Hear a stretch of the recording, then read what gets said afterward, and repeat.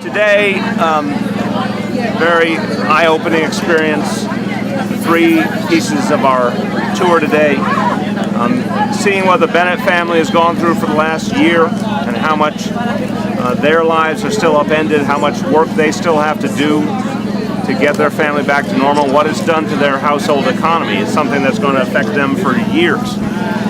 Some of the other neighborhood residents and people who work in the neighborhood that we spoke with Monsignor Ferrarese, talked about the incredible dislocation they've gone through and the fact that federal aid only went so far and there's still so much that needs to be done. And obviously in the town hall meeting, you got a sense of the intensity of feeling in the community. That people came out in huge numbers because they need to know that their needs will be met. They need to know that this recovery money will lead to some fairness, will lead to some opportunity. So what I'm committed to is making sure that the recovery dollars and all of our efforts focus on employing people who were affected by this crisis and using this as a moment to start to turn their lives around and get them decent paying jobs in the process to every extent possible. I want to make sure we address the challenges of affordable housing that Sandy made worse, but that existed intensely here in the Rockaways even before Sandy. And I want to keep working on the issues of healthcare. This community suffered when Peninsula closed. St. John's Hospital is under threat. The health needs are greater than ever as a result of Sandy. So I'm committed to focusing on those 3 needs, the living wage jobs, the affordable housing, and the health needs of the community for the long term. Thank you. And I think, thank you. Thank you, brother. And I think the important thing here is this community is organized, energized to make sure that government is held accountable, and I think that's a great blessing. So with that, welcome your question. Can Yes, you Michael. explain technically and specifically how you enforce some sort of living wage provision with federal monies or state or city monies? How does that work? I'm not a lawyer, so it's an aspirational point. I want to make sure to the maximum extent the law allows, and the city has the flexibility, that we're getting people decent paying jobs as part of this recovery effort, and that we're making sure that people from the affected neighborhoods get the first opportunities. You know, I think in the past a lot of relief efforts have not always focused on those who were affected having the employment opportunities. So I want to make sure within the limits of the laws and rules that, media questions only, my friend, within the limits of the laws and rules of FEMA and of the United States government, that we, to the maximum extent possible, favor those who lived in affected areas. Mr. de Blasio, there's been a huge number of people still displaced in Rockaway's area and other parts of the affected area. And there's been huge problems with FEMA, people getting the compensation, be able to have the repairs done, move back in. This has happened under a Democratic administration. What have you got to say to people who say, well, is it going to be any different under a Democratic mayor in New York? What are you going to do to help the people that still are out of their homes? Very, very different realities of the federal government and the local government. Obviously, the local government is close to the people, and I, for one, feel the people's suffering, and it's hard to miss when you have these conversations and you see what we've seen today. So I'm very committed to making sure that benefits that people deserve get to them more quickly. Certainly, I've been displeased, and my office has been working on this ever since Sandy hit, and really displeased with how slow a lot of the FEMA benefits have been incoming. And it's my job to push them now as public advocates. As people choose me as mayor, it'll be my job to continue to push them to be more responsive. And what are people who are still displaced and are living in hotels? What about those people? Welcome to Rockaway. We hope we see more of you. Yes, you will.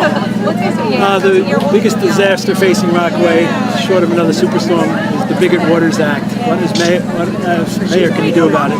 Look, I think the federal government has left us in an untenable situation where people are going to be asked to pay flood insurance they simply can't afford.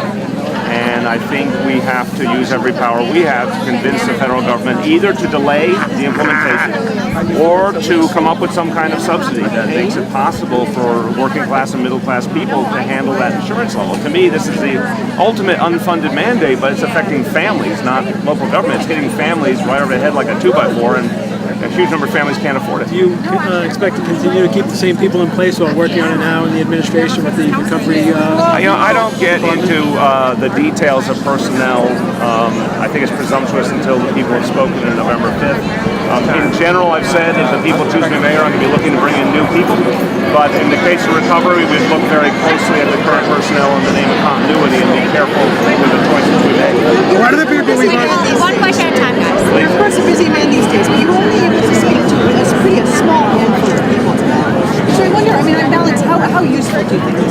very useful. Remember, this is one of a number of visits I paid here since Sandy hit. I was out here in the days immediately following Sandy with Senator Sanders and Assemblymember Goldfeder many times. I give them a lot of credit.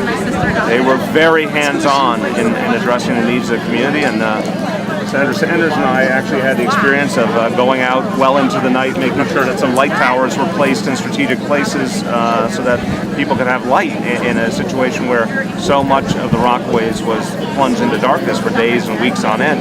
So I know that both of them did extraordinary work, and I was here a number of times with them, but since I've been here a number of times. So to me, this is a steady growth in my understanding, and I intend to be coming back and coming back.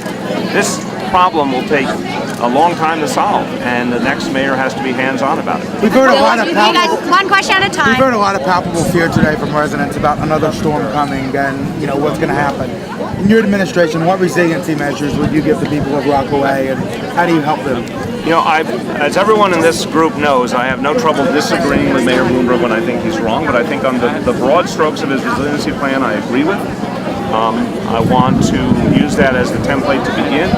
Obviously want to push our federal and state partners to do all that they should do and could do, starting with, of course, the Army Corps of Engineers. I think one of the missing links, and we put out a report in my office, is the coordination with grassroots organizations, nonprofits, faith-based groups.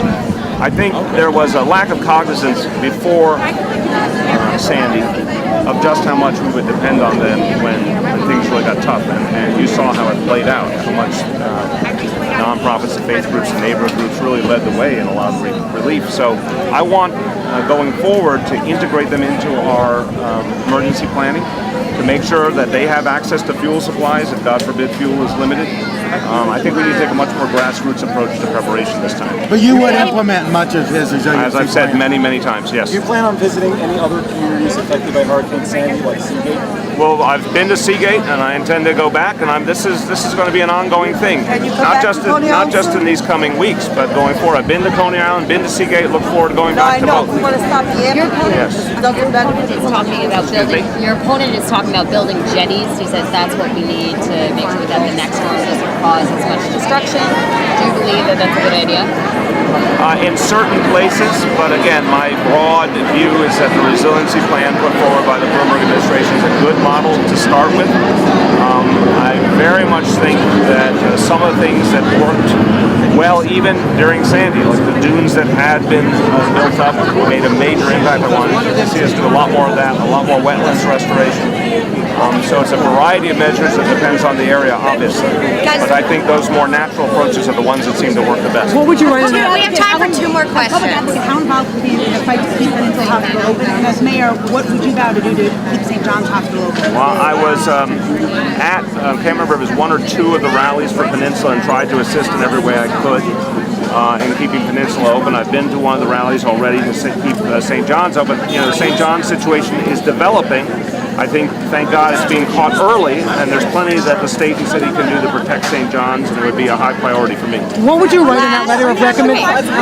One question, you guys, one question at a time. Okay, it's What would immediate you questions. write in that Let me just letter do of immediate recommendation to Gabriella that you discussed with her in the hall? I look forward to getting to know her and helping her in any way I can. But I think for families that have been affected in this way, anything I can do to help them pursue their goals, I'd like to do. On the health issue. Okay, guys, on the health issue, immediately after the storm, there was not a single pharmacy open. Yes, I remember.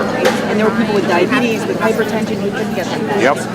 What really, if you're the next mayor, what will you do to prevent that? Well, this is an issue I worked with both Senator Sanders and Assemblyman Goldfeder on. We were stunned. I'll editorialize. They can choose their own words, but the pharmacies were one of the crucial pieces of the equation. But the relief efforts really weren't addressing the fact that this is how, especially in the absence of Peninsula, this was how a huge percentage of people out here got access to health care, and they were knocked out for lack of electricity. So one of the things that I proposed was to have a door-to-door effort by the city government to bring meds to people who needed them, and to try and do more to get the pharmacies back online quickly, separate generators, whatever would do it.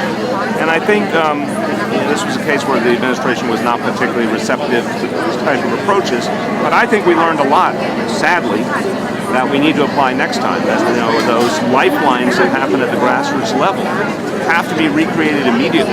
And if it takes the city government effort to send people door to door, whether it's National Guard or trained health volunteers, door to door to make sure people who need medications get them on a timely basis, then we need to do it. If we can't get the pharmacies up and running, we need to do a door to door approach to bring people the meds they need. Great. Thanks, everyone. Thank you guys.